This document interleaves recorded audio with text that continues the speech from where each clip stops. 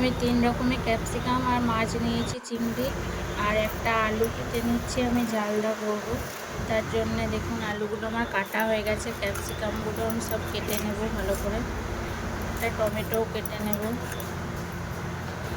সব কাটা হয়ে গেছে দেখুন, আমার সুন্দর করে কেটে নিয়েছি। আর দুটো লঙ্কাও কেটে নিয়েছি। মাছটা পরিষ্কার করে ধুয়ে নিয়ে এসেছি।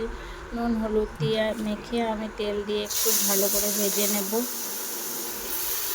মাছগুলো দেখুন আমার ভাজা হয়ে গেছে। আমি একটু ফোড়নে তেজপাতা শুকনো লঙ্কা দিয়ে আমি ক্যাপসিকামগুলো দিয়ে দিলাম, ভালো করে ভেজে নেব। তারপর আলুগুলো দিয়ে দেব। আলুগুলো একটু ভেজে লবণ দিয়ে দেব, হলুদ, টমেটোগুলো আমি দিয়ে দিলাম।